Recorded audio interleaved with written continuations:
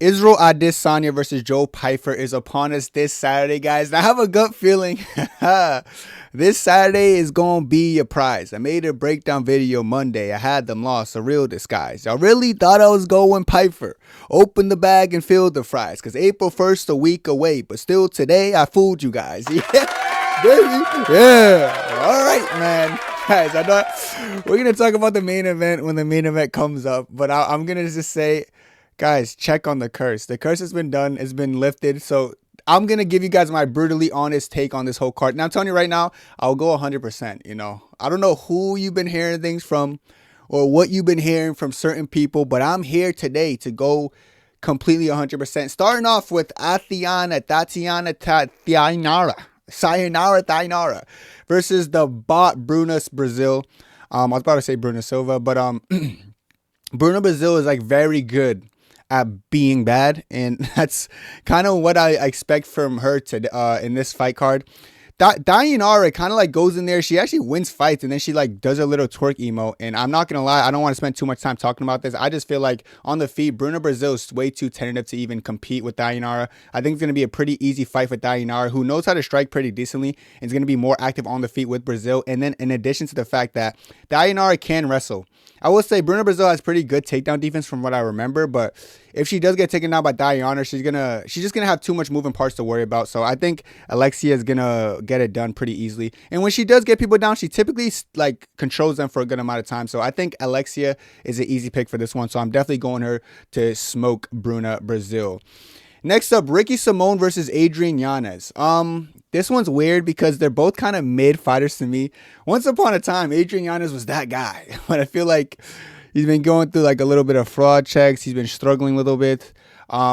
And I just feel like Ricky Simón in general is like, he's a hard hitter. He has power and like he's persistent. He's persistent. And I know Ricky Simón's well-rounded, which might be the deciding factor in this fight. I just don't feel comfortable going Adrian Yanez because I just don't know what version of Adrian Yanez is going to show up. Typically, Ricky Simón might not show up as his best self every time he competes, but I will say Ricky Simón does show up like he wants to win a bit more than I feel like Adrian Yanez has done. I feel like sometimes Adrian Yanez shows up just to shit the bed, where I feel like Ricky Simón never really shows up to shit the bed, but you show up to fight, maybe underperform.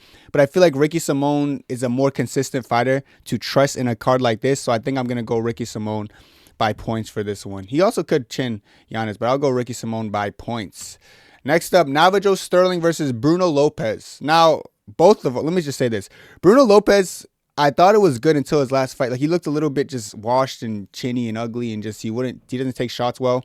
I will say Stirling though is like not. Stirling is like, he's 8-0, guys, but he's not the best 8-0. If that makes sense. Like, I don't, he's probably a big favorite for this one, but he's not as good as some people think he is. I will say his fundamental skills are pretty solid. He's a pretty good striker. And when he gets a rhythm going, he's pretty solid on that aspect as well. He even used some wrestling, I feel like, his last fight. That showed that was pretty decent. But what I like about him is at least he's going to be throwing. You know, he's going to be throwing those low kicks. He is like kind of like, I always say light heavyweight Izzy. I just don't like saying that because like, I don't like, he just, something about his flow. He doesn't flow as naturally and calm and sweet as Izzy.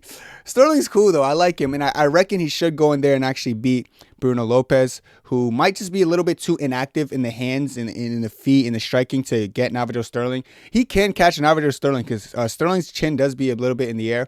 But Stirling has shown he could take a punch. Stirling has shown that over the course of 3 rounds, he might get sloppy, but he seems to still be able to outwork his opposition in front of him. I think that means something. So I'm going to go Navajo Stirling by probably points. I think that's the way he's going to get it done. Navajo Stirling by points. This might be a big point card because the first 2 fights as well, I could see going to the distance, you know. So this is going to be the 3rd fight that goes to distance. So I got Navajo Stirling by points. This one's weird. I had to double check because I haven't seen Casey O'Neill for a long time. So I was like, oh shit, that is Casey O'Neill. She's going against Gabriela Fernandes. Now, what makes this one weird for me is, like I said, I haven't seen Casey O'Neill in so long.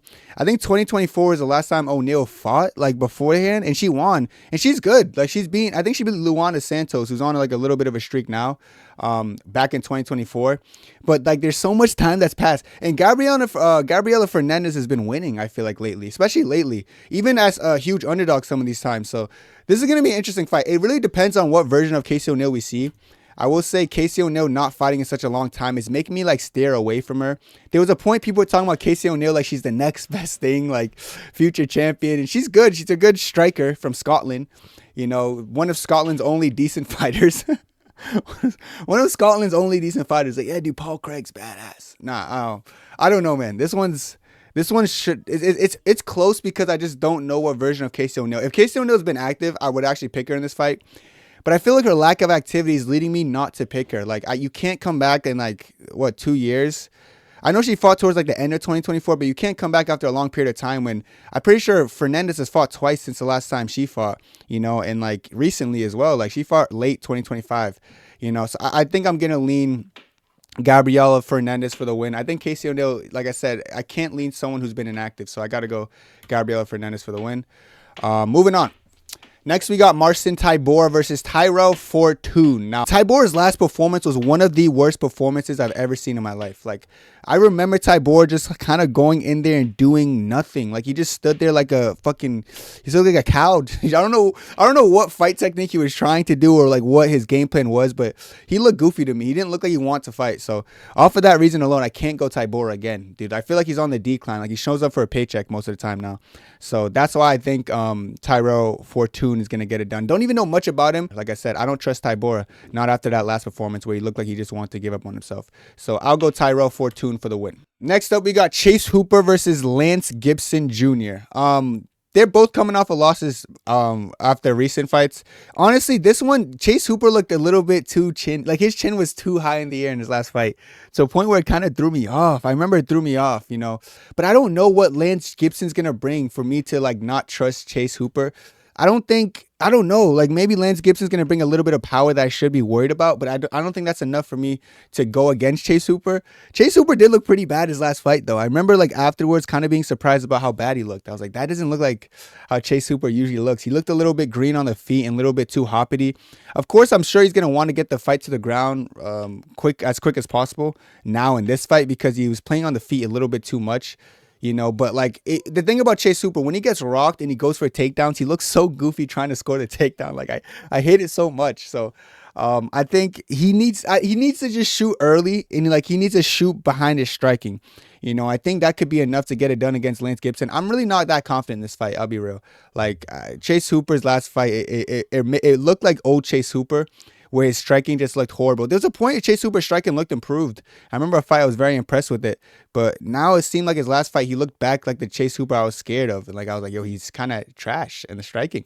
You know, and I know Lance Gibson's going to try to swing his head off. He's probably not going to try to grapple much, you know. But I reckon that Chase Hooper could take him down. He only has a 50% takedown defense, so he's not that great. You know, maybe we'll see some scrambles between these two. You know, they might wrestle each other a bit. We'll see how the scrambles look. But I'm going to go Chase Hooper off of just, dude, I'm going off vibes right now. I really feel like it. But I'm going Chase Hooper probably by, this could be a finish. I can see Lance Gibson getting finished. But yeah, I don't trust a Canadian against Chase Hooper.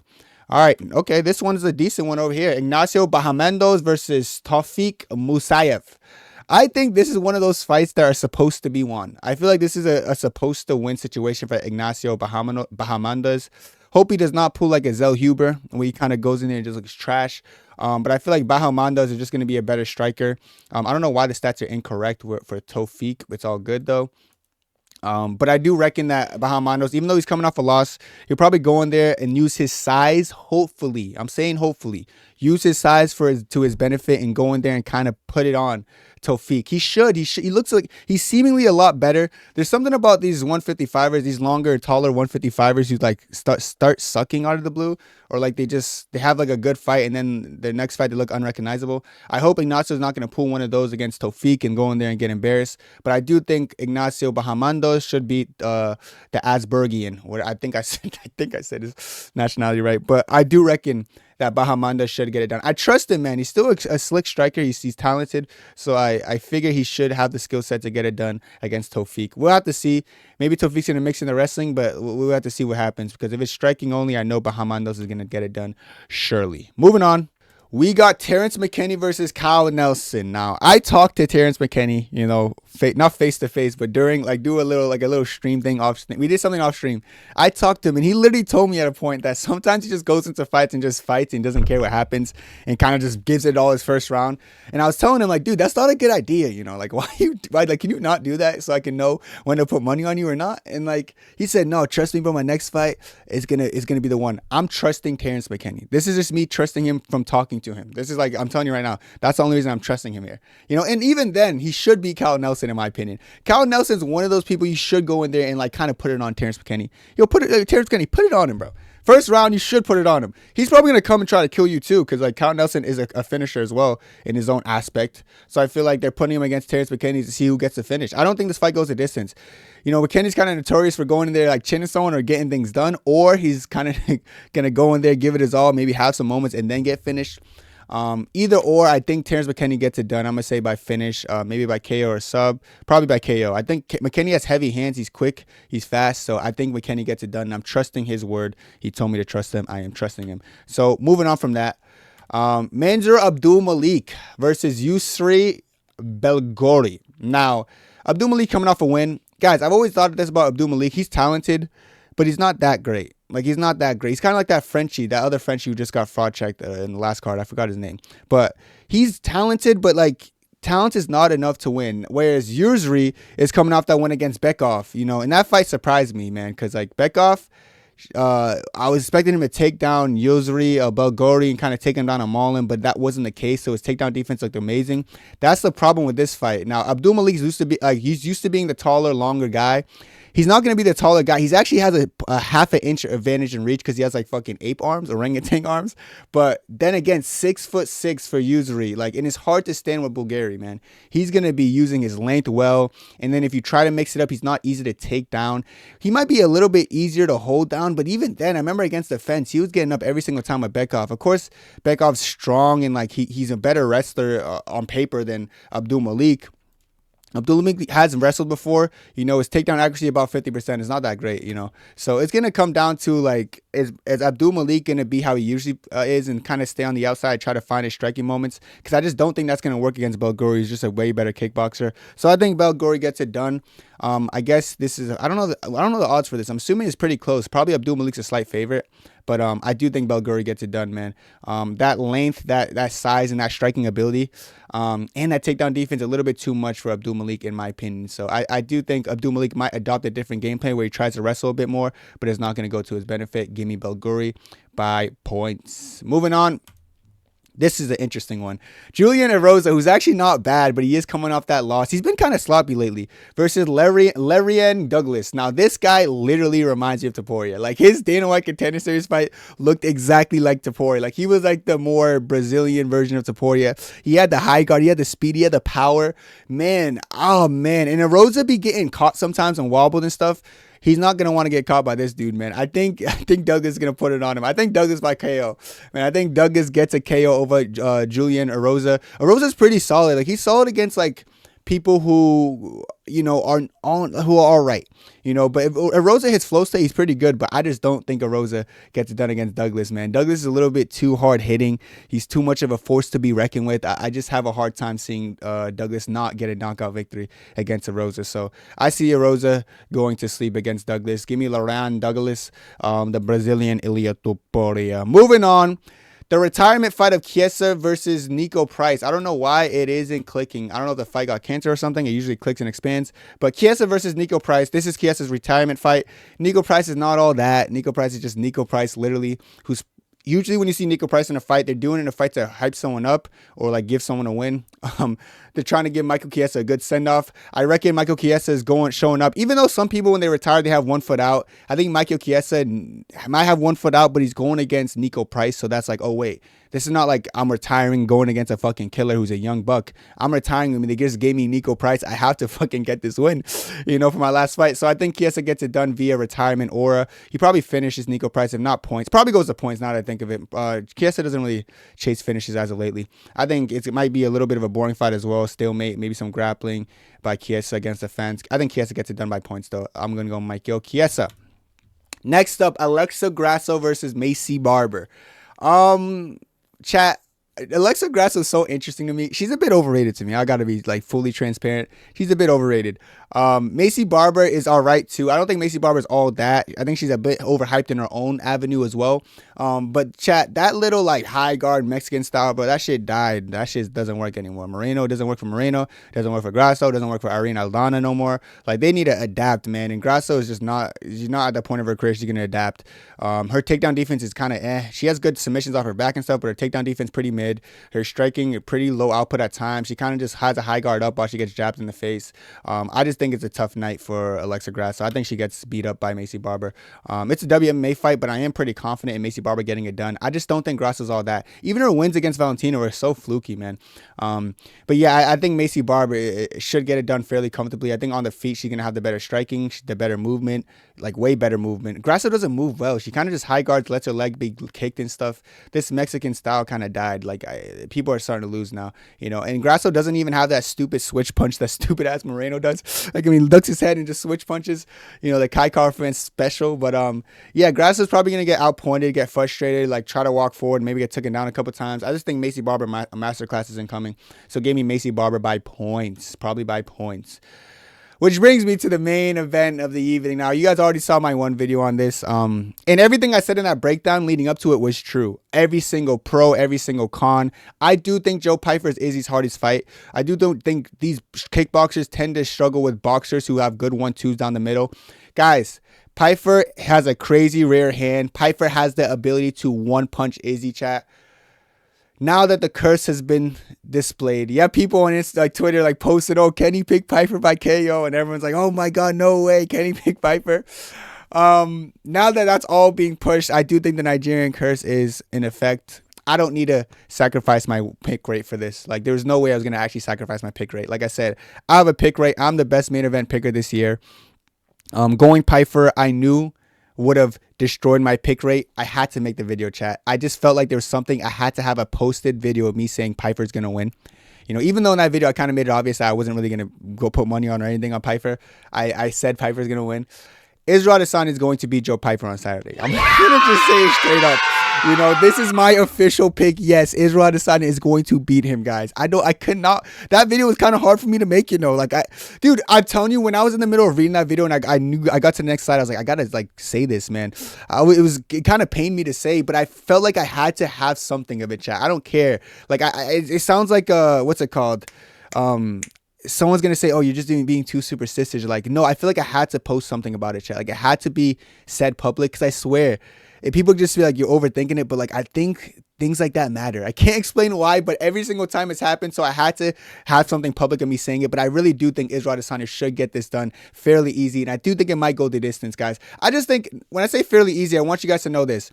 Israel Adesanya is going to have a field day outstriking Joe Pyfer. It really just comes down to puncher's chance. Even in that video, I said, I never pick off puncher's chance, but I'm going to pick Joe Pyfer because why not? You know, I was on some troll shit. I would never pick off puncher's chance. Yes, Joe Pyfer has puncher's chance, chat. That's not enough to beat Izzy. The thing about Imavov, he was a little bit more dynamic than Pyfer, and he did catch him after eye poke. Before that, Izzy's distance management looked pretty solid, and that's his best weapon. For Joe Pyfer to land that power shot, which I feel like is very telegraphed, and he only throws the power hand, he doesn't really set it up well. By the first, like after the first round, maybe the second round, that you need a setup because Izzy's going to read that well. Izzy does fatigue a bit sometimes when he gets a little bit more sloppy in his defense, which I do think is true. But even then, it's still not enough for Pyfer to get it done and knock out Israel Adesanya. You know, he's going to have to do it early if he does, but I really just don't believe Joe Pyfer is going to be as Israel Adesanya, man. I really do think Israel Adesanya is going to get it done against Joe Pyfer and make it look pretty easy, man. Listen, Joe Pyfer got outpointed by Jack Hermanson. Why? Because Jack Hermanson took away the front leg. I know Israel Adesanya is going to take away that front leg. He's going to take away the front. Well, he should. Like, I'm hoping Israel Adesanya goes in there. He low kicks. You know, Israel Adesanya's low kick is going to take away the power from that rear hand that Joe Pyfer possesses. You know, when you can't lean on your front leg, that power hand starts to go to shit. And it's going to lead to Joe Pyfer doing a lot more things where he's winging and putting himself off, like, you know, on in the crossfire to get encountered. And that's where Israel Adesanya shines. Now, Israel Adesanya hasn't sat down on much counters lately, but like once you take away the front leg, I think that's when the counters expose himself the most. That happened against Paulo Costa when he started getting desperate, when his front leg was trash. So he just started jumping into hooks, and that's when Izzy knocked him out. I do reckon Izzy takes away the front leg of Joe Pyfer, and he kind of styles on Joe Pyfer, mix up that body kick kick, the head kick. Pyfer will be winging that front hand, but I've been seeing interviews of Pyfer saying, I can't just fight Izzy like I fought everyone else. I saw him say that, and that got me so warm, bro, inside, bro. I got so happy. I was like, yes, do that. Dude, Pyfer fighting how he always fights would actually be more threatening to Izzy. Him saying that I can't just fight Izzy walking forward like other people do, you probably should. If he plays that game like Izzy's technical, so I have to out-technical max him, which I think he's going to actually do in this fight, he's going to end up just standing in front of Izzy, tanking low kicks. So by the time he's like, you know what, fuck this, I shouldn't just stand in front of him, he's better than me. He's going to try to blitz in, but by then your leg's trash. It's already the third round. You're starting to fatigue. That one punch power is going away. You started to fade against Jack Hermanson, the Joker, so you're definitely going to fade against Izzy. Izzy's just really good at putting on the pace. I'm sure Pyfer's even going to mix in some wrestling. He's going to get stuffed. That's going to fatigue his guys, think even more. Israel Adesanya has all the tools to beat Joe Pyfer. Israel Adesanya will beat Joe Pyfer, and there's no doubt in my mind it happens. You know, I already posted a video. I don't care if people say, oh, you're gonna undo the curse. No, chat, the curse is already done. That video is posted. It's not getting to that video is staying there, bro, for placebo. You know, people on Twitter already saying Kenny's. They don't know, brother. They don't know. This is gonna be a really easy pick. You know, I no more holding it in. I know Adesanya's gonna win. I'm fully confident. I know ball. And I know Adesanya gets it done, you know, and I am putting Adesanya in a parlay. You kidding me? You think I wouldn't? This is free breach. Why are the odds so close? I don't know, brother. You know, I played good game. Mask off now. It's over. Israel Adesanya will cook this guy. I know Adesanya is better than him. Am I a bit nervous about this fight? Yes. I'm nervous because of one punch power. I'm not nervous from his skill. Against Imavov, I was kind of nervous because the speed and like the skill. Pyfer, I'm not saying he's not skilled. He has some hand speed, but I think he's mostly power, and I'm not looking at someone who just has knockout power to beat Izzy, you know. I do think he's the most powerful person Izzy's fought. People keep saying in my comment section, dude, Alex Pereira does have one punch power. Look at Glory. Nigga, when I say one punch power in the UFC, I'm talking about one punch in the UFC. Alex Pereira has 0 of those, you know. Pyfer actually has some. Pyfer has put people to sleep with one punch. Strickland was not a one punch from Pereira. Strickland got up right after that. He was okay. You know, Jamal Hill wasn't a one punch. He knocked him down with a left hook and follow up, you know. Like, he's never one punched anyone in the UFC. Israel Adesanya, the first fight, that wasn't one punch. Izzy was still standing in a standing TKO. So when I say Alex Pereira doesn't have as much one punch power in MMA than Joe Pyfer, I mean in MMA, you idiot. Look at any UFC fight with Pyfer. I can point to multiple one punches. You can't point to one for Pereira. Just to clear up those stupid comments. I see those stupid ass comments all the time. It gets me so mad. Dude, what do you mean? Alex Pereira has the best one punch power in the UFC. Shut up, you casual dweeb. You don't know what you're talking about. And I know what I'm talking about. And I have the best main event prediction rate. I just said that Israel Adesanya is going to win. I don't lie, brother. Most hated because I don't lie. I know what's going to happen. I know Adesanya is going to win. I couldn't wait to get on here and say this, bro. Easy pickings. Easiest fight of Adesanya's career. See, why do I lie? See, this is my problem, dude. I get confident, I start lying. Hardest fight of Adesanya's career. Because given the stage of his career, his losses, like his losing streak, this is his hardest fight on paper. But I'm telling you right now, Pyfer's a bit too one-dimensional to go in there with a world-class kickboxer like Israel Adesanya. Yeah, he's slowed a little bit. Yeah, he's not in his prime. I know this. But there's nothing that Joe Pyfer can do when that bell rings to stop Israel Adesanya from coming at him with the best techniques he knows, with those low kicks, man, with those power shots. Every single thing Israel Adesanya does against Joe Pyfer is going to be way too much for Pyfer. Pyfer will not be able to keep up with the striking skill of Israel Adesanya. No matter what Joe Pyfer does, he will not be ready for this fight, and you can take my word for it. So I am going Israel Adesanya by points, or maybe even KO. Pyfer, if you get tired, guess what? Israel Adesanya, he's getting you out of there. But let me know what you guys think about this. As for a parlay, guys, for a guaranteed lay, like if I had to say guaranteed 100%, I'd go Douglas. I'd go, man, this card's chat. I hate this card for betting. If you want me to be honest, I don't like this card for betting, like at all. I would even skip out on it, guys. But I'll probably go Douglas, Barber, and Adesanya, man. That's the 3-legger we're rocking with. Guaranteed 3-legger. But let me know what you guys think down below. For the one, I know 90% of you guys already knew I was going Izzy, like even with that video up. But like, let me know what you guys think about the Izzy pick, because I am very confident in this one, guys. I'm confident. I'm nervous though. It's like the confidence mixed with nerves. But this is what I need in life, brother. Let me know what you think down below. That's it for me. God bless. 2, 3.